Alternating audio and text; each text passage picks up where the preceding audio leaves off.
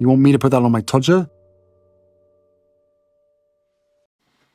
This One's Wife, Dimwit and Dodgy Photos. Hello, I'm H.G. Tudor.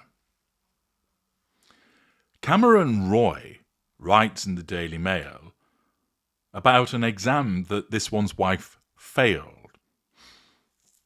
The Duchess of Sussex has always been someone to brag, grandiosity, assertion of control, about her status as a straight A student, delusion. In This One's Wife and Prince Harry's 2022 widely panned Netflix documentary, she claimed a large part of her personality was wrapped up in being the smart one. This again is grandiosity and is part of her deluded mindset. Her narcissism causes her to believe that she's far cleverer than she actually is. We have witnessed repeatedly that she's not that bright. After all, when you listen to her speak, she doesn't say anything that's meaningful. What she does is spout word salad. She utilises the fridge magnet platitudes. She doesn't come up with anything original. She plagiarises from other individuals. It is demonstrative that she's not particularly clever. Furthermore, the fact that she makes so many schoolgirl errors in her behaviour is similarly demonstrative of an absence of high cognitive function. Thus, she thinks that she is particularly clever. Yet the evidence demonstrates that she's not. And you don't have to know her to ascertain that.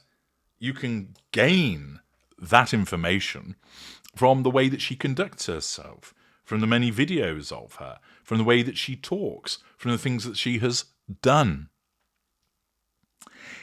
After studying at the private Catholic all-girls high school, Immaculate Heart in Los Angeles, she went on to study theatre and international studies at Northwestern University in Illinois. It was there that her now estranged father, Thomas Markle, non-intimate secondary source disengaged from, asked his brother Mike to pull some strings in his government job to get his daughter a prestigious internship as a junior press officer at the American Embassy in Buenos Aires, Argentina. Residual benefit.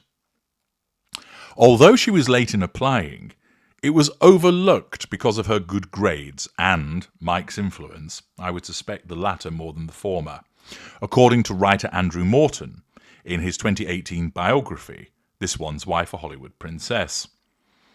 During her time in South America, This One's Wife became sufficiently committed to a career with the State Department that she decided to take the Foreign Service Officer test. The 3-hour exam is a mixture of politics, history, general knowledge, and maths. But it proved too much for This One's Wife, who failed the exam. Although she doesn't mention that often. Well, of course, she wouldn't do so, because other than utilise it for the purposes of pity play, a narcissist is not apt to admit their failures because the narcissism sees that there is no advantage in doing so. Here's an example of some of the questions.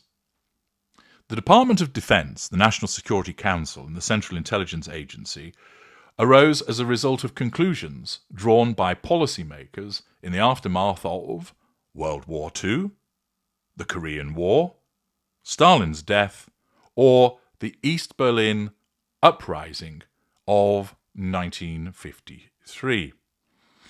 I would think that it was World War II. Question 2. In the United States, there are primarily 2 levels of law. The US Constitution and, number 2, laws enacted by elected legislators, presidential recess decrees, Supreme Court rulings, local initiatives carried by a majority vote. I would suggest it's laws enacted by elected legislators. Question 3. The military academies of West Point and Annapolis require candidates to obtain a nomination for admission from what US government official? President, member of the Chief of Staff's office, Federal District Court or Circuit Court judge, congressional representative. I would think it would be a congressional representative. And there are more questions which go into the politics and the history in relation to the United States and more widely. But this one's wife failed this test. After failing the exam, this one's wife flew to Madrid to take a 6-week course in Spanish at the International Education for Students program. This added a string to her bow, just in case she wanted to give the world of diplomacy another try later in life. When this one's wife returned to Northwestern University, she was able to brag to her friends' grandiosity with stories of tapas and tangos, and tried to brush off her disappointment at missing the mark on her Foreign Service Officer test. But it seems failing the test left its mark on the young this one's wife, and she never again tried to get into the diplomatic service. Well, more accurately, her narcissism recognised that it wouldn't be able to control the diplomatic service through gaining entry, and therefore directed her not to try again. It is quite common for narcissists to give up on something quite soon. We've seen this repeatedly with this one's wife, whereby she announces an initiative and then doesn't go anywhere with it. Why? Well, it's because she's able to gain what she needs with the announcement, therefore what's the point in actually doing it? She can assert control over people by announcing it and people reacting to it, which also provides her with fuel. She can manage her facade, and she sometimes picks up some residual benefits as a consequence of doing so. Therefore, the promised gain or the future faking allows her to get to the prime aims. What's the point then in following through?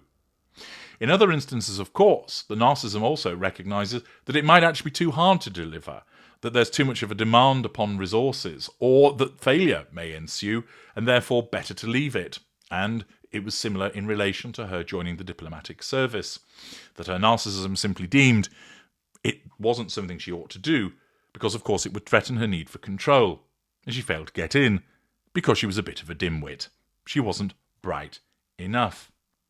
Now, interestingly, it explains in the article that she had other career options and managed to get her first speaking acting role after her Thomas pulled strings, residual benefit, and put her forward for a day player role with 5 lines in US soap opera General Hospital. She then went on to be an actress in legal drama Suits after starring in a number of smaller roles and a briefcase modelling game show Deal or No Deal. But despite her Uncle Mike helping her get the highly sought-after internship in the first place, it seems the pair never kept in touch, which, once again, is demonstrative of her narcissism and shows how people are just used for her benefit. He wasn't invited to the royal wedding, with Mike commenting in 2019, "This one's wife has climbed socially and left us behind. That's how I feel." He's correct, but even more accurately, you're a non-intimate secondary source, you've been popped on the shelf, she's not engaging with you because there's nothing that you can provide for her, therefore she looks elsewhere. He states, "I think that's what happens when you're underclass and trying to rise above the reality of your situation. She didn't invite a lot of people, so I don't feel that bad. She didn't discriminate against me." I think he's talking about she didn't invite many family. "It would have been nice for her to have some of her family, but I don't understand her. I don't communicate with her because I understand they don't accept mail at the palace.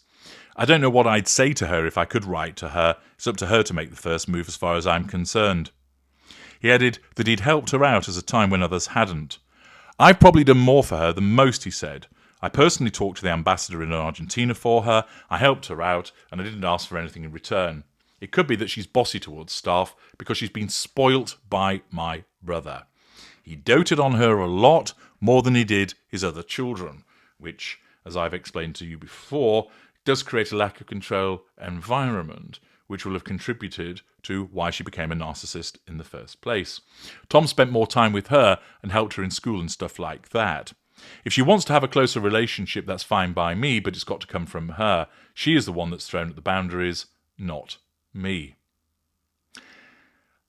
Thus, the article demonstrates that not only is this one's wife a bit of a dimwit because she failed the examination, but it also reinforces the way that she treats family, whereby not only is she disengaged from her ill father, a non-intimate secondary source in her fuel matrix, but she's behaved in a similar fashion towards her uncle, who had done her a favour, who had spoken on her behalf, and look where it got him. Either left on the shelf, or perhaps more accurately, also disengaged from as a non-intimate secondary source. Now, interestingly, whilst enabling me to highlight her dim-wittedness and more aspects of her narcissism vis-a-vis the failure of this internship and her treatment of her uncle, the Daily Mail has provided a couple of photographs. Now, you'll see these photographs upon the screen as I'm talking to you, and they've been provided as part of obviously talking about her family. One of them shows this one's wife, where she is seated between an older man and an older lady. And apparently in that picture, seated is her uncle, Frederick Dismas Markle, Uncle Mike, the guy who got her in at the internship, then this one's wife, her grandmother Doris Markle, and then standing up is cousin David Markle, cousin Nick Markle, cousin Tracy Todd, cousin Trish Gallop, her father, Thomas Markle Sr., and her aunt, Tony Markle.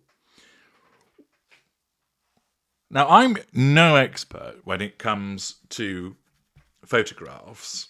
My preserve, of course, at least to the extent that you know about it, is narcissism and psychopathy. I do have other areas of expertise, but I'm keeping them quiet for now. But even I, when I look at that photograph, think to myself, it doesn't look right. This one's wife looks slightly more in focus than everybody else in that picture, as if it's a picture taken years later that has been inserted. Or possibly a picture taken under different lighting around the same time that has been inserted. That she doesn't look the right size compared to everybody else also. A simple glance at it makes it seem like she's been inserted into the picture. That is just my instant take from looking at it. There's another picture where it explains that she's seen with her father and that she's the one that sat down and her father is behind her and there's other members of her family in the picture.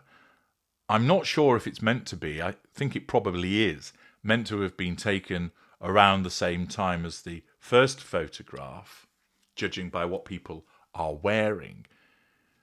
But again, she looks like she's in sharper focus than everybody else. She looks like she's a decal that has been sort of added onto the picture.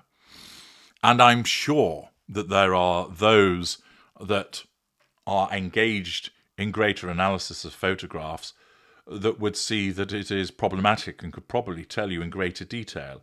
I'm sure, for instance, the Sidley twins' father, Kirk Sidley, him being an expert photographer, may have some observations about that, and I understand the Royal Grift as well analyses photographs a lot and may have some similar observations. But even to my sort of glancing eye, in both photographs, these photographs look dodgy to me. It looks like this one's wife has been added in.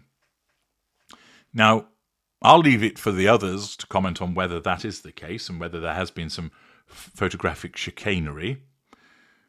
And also, as to what that achieves. Is it the fact that she wasn't at these events and she's been added in by her or someone at her instruction to make it look like she was part of the family when she was not? You can work out the motive, but it looks to me, absent any credible explanation, that she doesn't quite fit in these photographs. Do you agree? Accordingly, a side issue that has arisen from this Daily Mail article about her dim-wittedness is that there may well be another couple of dodgy photographs circulating. You can let me know your thoughts in the comments about that.